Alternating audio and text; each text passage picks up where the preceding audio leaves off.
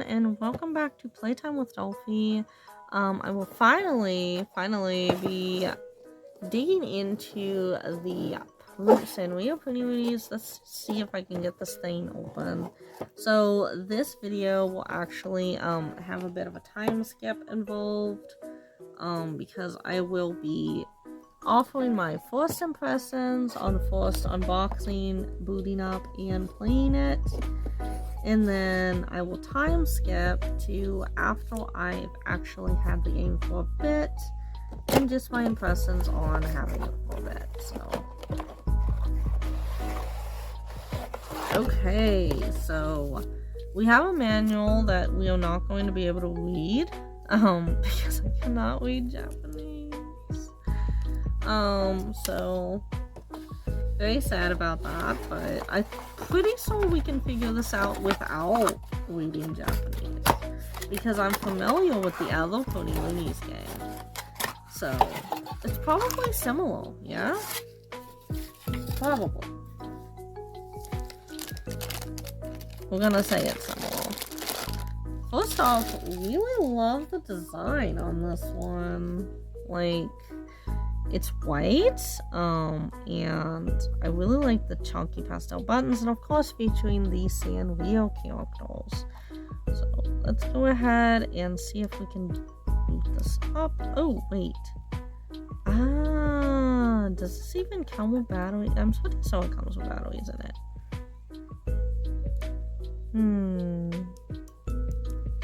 It is not booting. That's not good. Am I supposed to hit the reset button? Huh, technical difficulties. I will be right back. And we're back. Finally booting this thing up. That was an experience and a major pain.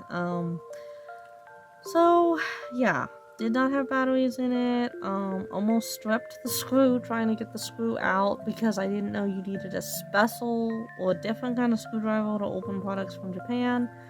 Had to use an eyeglass. So if you're watching this and you're planning to buy one of these, or you bought one and you can't figure out how to open it up, use an eyeglass screwdriver to open and close it. And yeah, it does work. So okay, so we have, okay, so okay, and we're going to, okay, yes, and the time is, ooh, okay, so Sato can help me with this. What is the time? No, not the time on the clock, the time in, like, military hours. Oh, military hours? Yeah.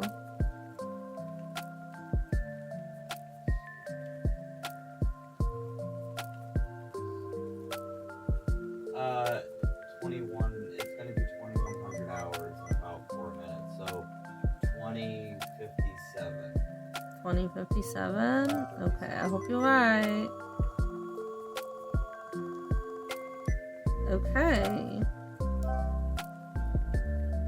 Okay, and you do, just like the other Punirunes game, you do get to select your skin tone. So really welcome to see that come back.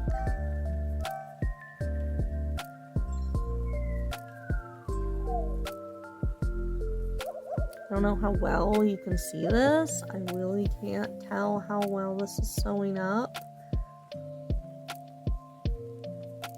But let's poke all doughy thing, huh?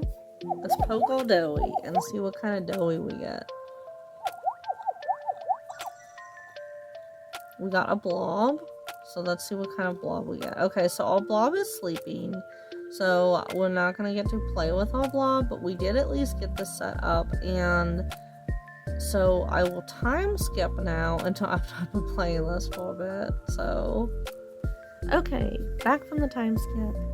So I have been actually playing the Punirunes Sanrio edition for a little while now, and I think I can safely formulate my opinion on it. So first off, let's actually compare the Sanrio Punirune with the regular original Punirunes. First off, I actually made a strap as a charm for my Sanrio one, just as I made one for my original Punirunes. So I tried to match it the best I could color scheme wise. But yeah. So there's actually some nice quality of life features in that in the original Punirunes, in order to clean up the dust off of the floor, you had to first access the menu and then go over to like a sweeping icon and then activate that, and then you would have to sweep back and forth with your Punirunes, and it would take a lot longer. And then you'd have to give them a bath. Well, if you have a dusty room in the Sanrio edition, you can just automatically use your Punirunes, which is kind of sad, to sweep off the floor, and then just go ahead and give them a bath. And the bath time is like halved, and it actually gives you a meter to show you how quickly they're bathing, like how much longer it's going to take to bathe them. Another thing that I have noticed from the original Punirunes is that I don't know if you could really physically see a difference much, but the hole that you put your finger in for the Sanrio edition is actually a little bit wider and a little larger, more comfortable placed than the original, at least in my opinion. Like, if I play on the original, I get more finger cramps faster than I do if I play on the Sanrio edition. Another change is the actual squishy ball part inside itself. In the original, you'll find that the squishy part is actually does feel more squishy, but you have to apply a lot more pressure to it in order to move it around. In the Sanrio edition, it is a little less squishy, but it moves around, and it is moved around a lot easier. So you don't have to get as much hand fatigue with it. Another nice addition is that in the original, in order to bring up the mini games, you have to actually go to the menu, go to the door, and then from there access the mini games. In the Sanrio edition, all you have to do to get to the mini games is bring up the menu. You don't have to go to the door. You can just hit the game icon, and there's your mini games, which I'm actually going to do a quick overview of the mini games in here. The one thing I did notice is there is a rhythm mini game featuring Chromie in this edition. The rhythm mini game in here is not as responsive as the mini rhythm game in the original Punirunes, in my opinion. Doesn't seem like it's as responsive. Like, you do have to press pretty hard, and sometimes, yeah, like right then. Sometimes it will register a miss when you, in fact, did actually hit it. So, yeah. Sato even tried playing the minigame, and he noticed that it had some responsiveness issues as well. But, yeah, this is... Let's see what kind of score I get in here. I'm usually pretty bad at this. Okay, so that is the minigame featuring big-headed little chibi Chromie. Really cute. I did really poorly, but part of that is the hardware's fault. Next we have this minigame featuring My Melody and Hello Kitty. So this is the cooking minigame. And think Cookie Mama, basically. You try to get the popcorn to pop over without, but you don't want it to burn. So that's a pretty quick mini game to run through if you just need to get currency really fast. It is pretty easy also. There's also this minigame. This is one of my personal favorites with Cinnamon Roll. Again, you run into some responsiveness issues, but it's not as bad or as noticeable as it was with the minigame. I mean, with the rhythm game. They're all minigames. With the rhythm game. You just try to frost the little cakes as cinnamon roll.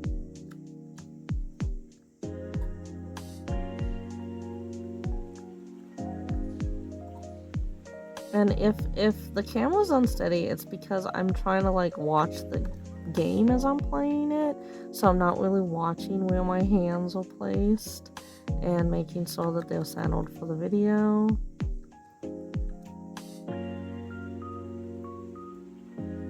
So that's that mini game. There's actually a lot of mini games in here, which I was really pleased with. There's also this one. This one does take a little while to beat, so I will probably not be playing the whole thing, but you basically use, this one's unique in that you actually use the squishy part inside as kind of like a controller and try to catch the stars with Kiki and Lala.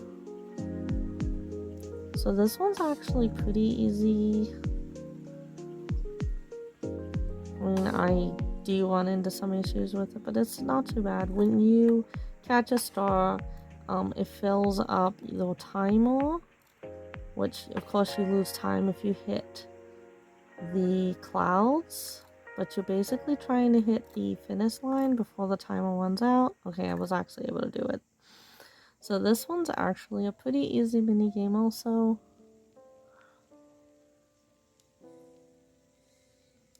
And then this one I don't really understand, so if anyone understands this minigame, let me know. I don't really know what they want. Is it like a guessing minigame? Because I keep failing it, and I don't really know what I'm doing wrong with that. And then this one is another favorite of mine. It's the matching game with Pom Pom Porn. You just turn over the little puddings, and you try to match them.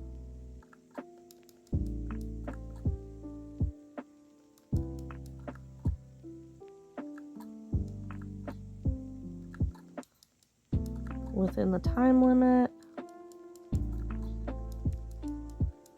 which is pretty easy to do actually, unless you make like a ton of mistakes, which I actually have failed at before. But that's a pretty easy one to max out and get the 300 points from. Oh. And then yeah, so those are the mini games, and if you go into here, this is your collections. You can view different accessories that you've collected, the rooms that you've collected, the photos that you've actually taken with the other characters in the game, which I'll actually get to that in a second, as well as the Punirunes that you have raised. Now you can actually go back and poke and play with any of the ones that you've raised before. This is actually my second Punirune that I've raised. The first time I played this, I actually got the Sugar Bunnies. So, like in the original Punirunes game, when you raise one to adulthood, you can choose to let it go in the forest and get a new one. And when you raise one from, I think it's from baby to child stage, is when you get a gem. And then you can use that gem. What I really like about the Punirune series is you can use the gems to choose your evolution. It's not randomized, as randomized as it is with Tamagotchi. You can pick what you want to get, which I think is really nice. The buttons actually are reversed in this. You use the main button to bring up the menu like in the original, but whatever the right button did in the original, the left button does instead. So you actually use left to go back, whereas it's right to go back in the other one. And then of course you use that to look at your information. And like in the original, the one tedious part is that you actually have to cook. Do I have any reds left? The tedious part is that you actually do have to keep cooking each meal for your Punirunes, which can get really old if you have to like batch cook them, like cook a bunch of them. So that is one thing that I just find a little annoying and tedious about the Punirunes games, is that you have to keep cooking the food. You can't just purchase food for them like you can in Tamagotchi.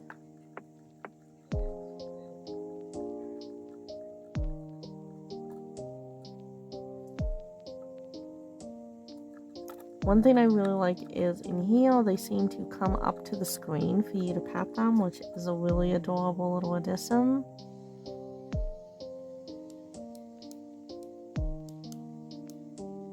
So now we want to feed it. No, I hit the wrong button.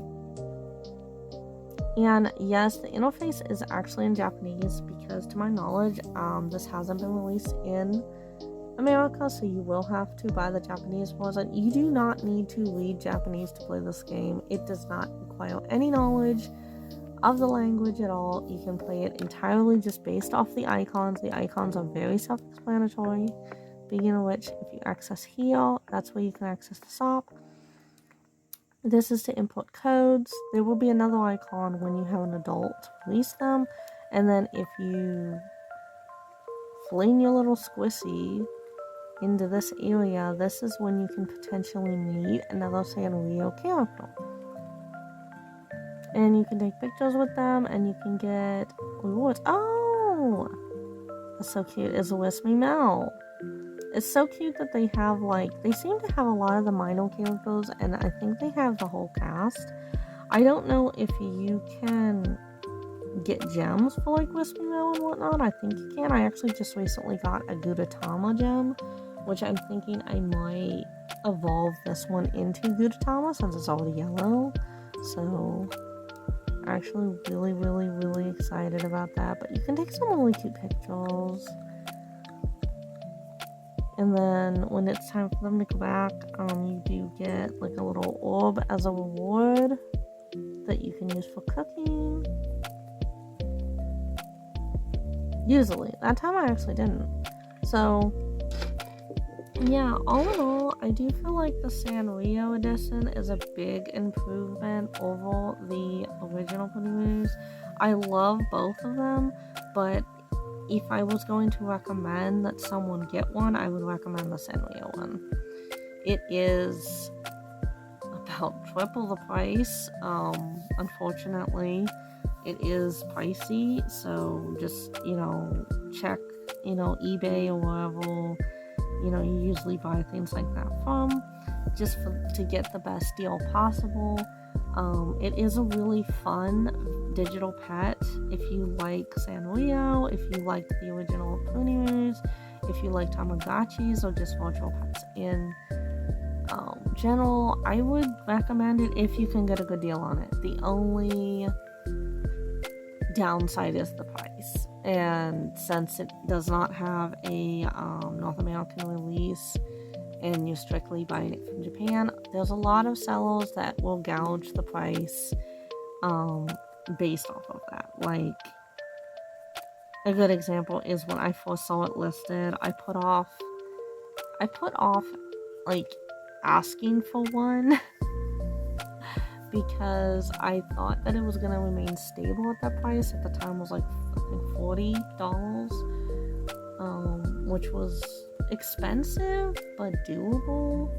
And then it kept going up and up and up, and I didn't expect to get one for Christmas because the price just kept ballooning. And so yeah, it was a pretty big shock that I still did. But that aside, it is expensive, so definitely shop around if you're interested in it. I do hope we get another American release. I think there actually is a third Punirunes